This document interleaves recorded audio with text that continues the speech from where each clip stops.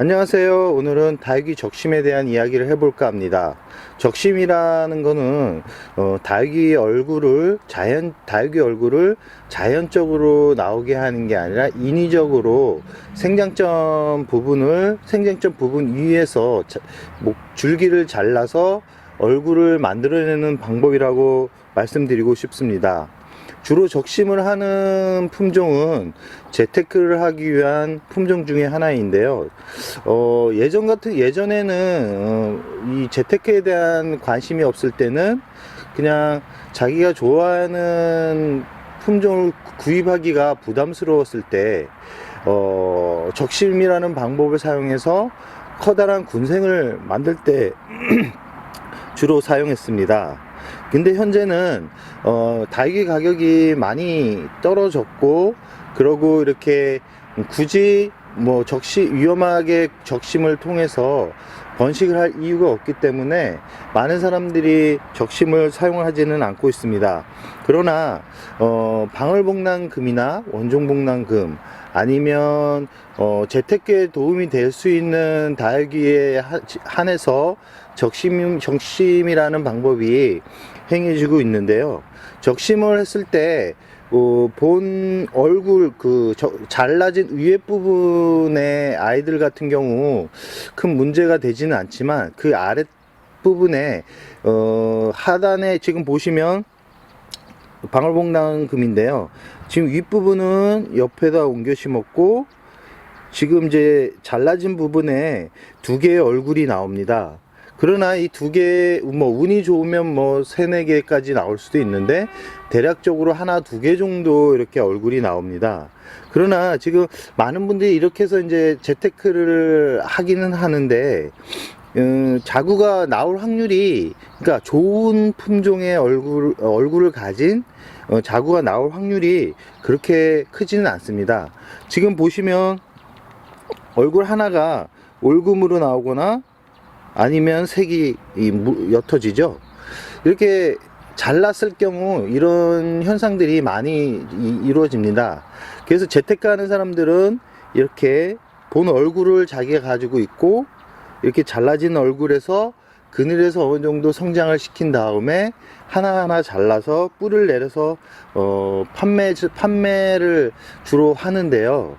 이렇게 이 적심으로 태어난 아이들은 좋은 얼굴이 만들어지기가 쉽지 않습니다. 그렇기 때문에 금을 키우고 싶은 분들이라면 이 자구의, 그러니까 적심을 통해서 태어난 아이들을 제외하고 이렇게 본 위에 부분의 얼굴을 가진 아이들로 구입을 하셔야 나중에 좋은 얼굴이 또 태어납니다. 방울복랑금 같은 경우 자구가 의외로 잘 나오지만, 그렇다고 판매까지 이루어질 만큼의 수량이 안 되기 때문에 이렇게 적심을 합니다.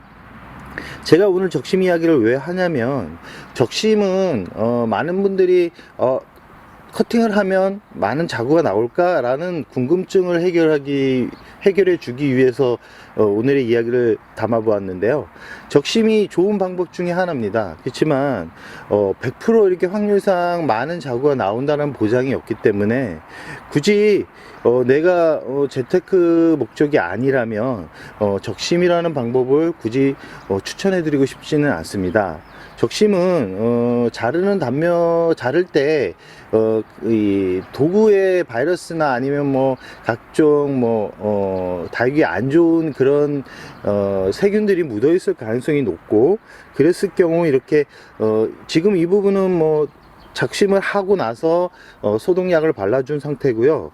그래서 지금 이 아이 같은 경우는 건강하게 자라고 있지만, 처음 적심을 시도하는 분들은 잘못하면 이 밑단, 지금 잘라진 밑단에 있는 부분을 다 잃거나 아니면 이렇게 본 얼굴도 죽을 수 있습니다. 그렇기 때문에 적심은 항상 조심해야 되고요.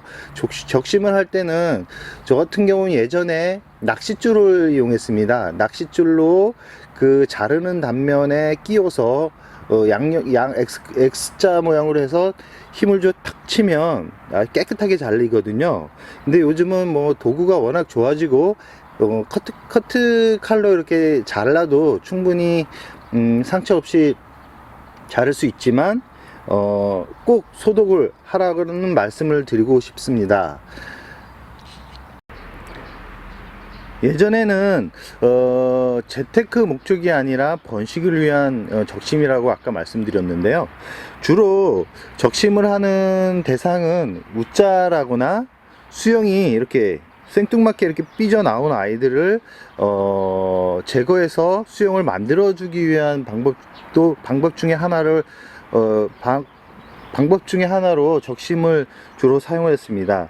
자를 때는 이 지금 너무 아래 잘라버리면 줄기가 이렇게 말라가기 때문에 꼭 지금 영상에 보이시지만 지금 보시면 이쪽 이 아래에 입장 하나를 남기고 그 위에를 잘라줘야지만 그 위에서 이제 많은 자구가 나오는데요. 지금 이 아이 같은 경우는 원 줄기를 잘라줘야지만 이 예쁜 수영을 만들어 줄 수 있을 거라고 생각이 됩니다. 그리고 이 프릴 같은 경우는 워낙 웃자람이 강하기 때문에 생뚱맞게 삐져나왔을 때 그 삐져나옴을 제거하기 위한 방법으로 적심을 많이 사용했던 품종 중에 하나입니다. 지금 영상에 보이는 두들레아인데요. 지금 딱 봐도 좀 웃자람이 아주 강하죠. 그리고 생각외로 되게 많이 지금 자구가 지금 태어났는데요. 이 두들레아 같은 경우는 자구가 많이 나오지 않습니다. 근데 지금 이 아이 같은 경우 보면 되게 대품에 들어갈 정도로 많은 자구를 가지고 있는데요. 여기서 궁금한 게 보시면 여기 줄기가 너무 가늘게 이렇게 삐직 튀어나온 것을 확인할 수 있습니다. 이 아이 같은 경우는 그늘에서 속성으로 이렇게 키운 대표적인 아이로 이렇게 생각이 되는데, 이 지금 여기 사이 요 사이 보시면, 이 사이를 이렇게 보시면 중간에 목대를 잘랐습니다. 원 줄기를 잘라버린 거죠. 자르고 나서 이 자구가 이렇게 나온 겁니다. 이 적심의 대표적인 이 모습인데요. 이렇게 적심이 잘 되면 이렇게 풍성한 이제 얼굴들을 많이 가질 수는 있지만, 이 보시는 대로 이렇게 수영이 그렇게 예쁘지 않습니다. 그렇지만 이제 판매하시는 분들은 이 두들레아 같은 경우는 얼굴 두당 가격이 책정되기 때문에 많은 초보분들이 이 얼굴 수에 비해 가격대가 낮다라는 그런 메리트 때문에 구입을 많이 하는데요. 관상용으로는 그렇게 추천해주고 싶지 않은 얼굴입니다.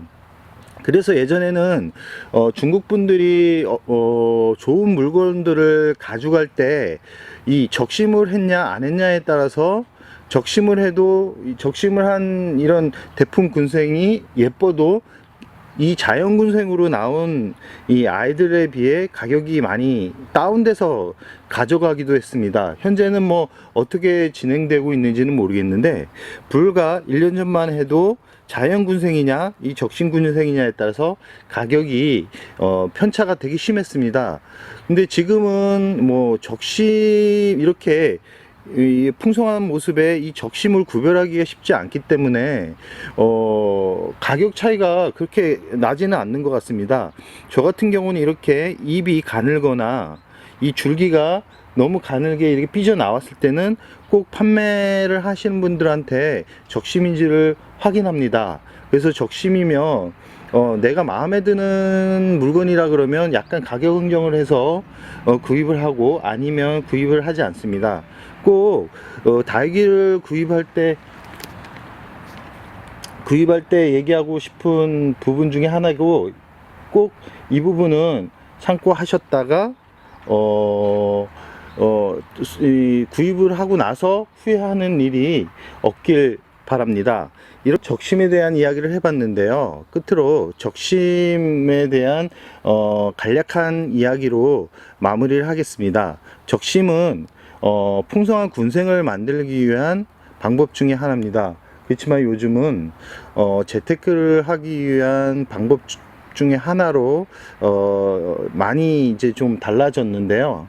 적심은 풍성한 군생으로 이렇게 만들어 주기도 하지만 잘못했을 경우 이 얼굴 자체, 그러니까 이 다육이 자체를 죽게 하는 방법이기도 하기 때문에 꼭 자를 때에는 재료들을 소독하고 난 다음에 잘라 주시기 바랍니다. 또한 이 군생을, 그러니까 대풍 군생을 구입을 할 때는 적심을 했는지 안 했는지, 자연 군생인지를 꼭 확인한 다음에 가격이 그러니까 되었는지 안 됐는지를 확인한 다음에 가격이 현재 자연군생과 똑같다 그러면 구입하는데 약간 좀 생각을 다시 한번 해보는 것도 좋을 것 같습니다.